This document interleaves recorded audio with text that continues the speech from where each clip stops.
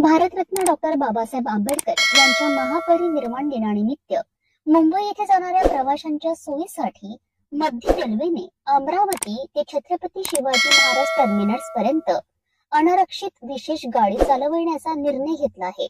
अमरावती मुंबई अनारक्षित एक फेरी विशेष गाडी क्रमांक 01218 ही गाडी 5 डिसेंबर पासून अमरावती येथून सायंकाळी 5:45 निघणार असून छत्रपती शिवाजी महाराज टर्मिनस मुंबई येथे दुसऱ्या दिवशी पहाटे 5:24 पोहोचणार आहे। तर परतीची विशेष गाडी क्रमांक 01217 ही 7 डिसेंबर रोजी शिवाजी महाराज टर्मिनस येथून रात्री 12:40 सुटेल आणि अमरावती येथे त्याच दिवशी दुपारी 12:50 पोहोचणार आहे। गाडीच्या संरचनेमध्ये 14 सामान्य द्वितीय श्रेणीचे डबे राहतील।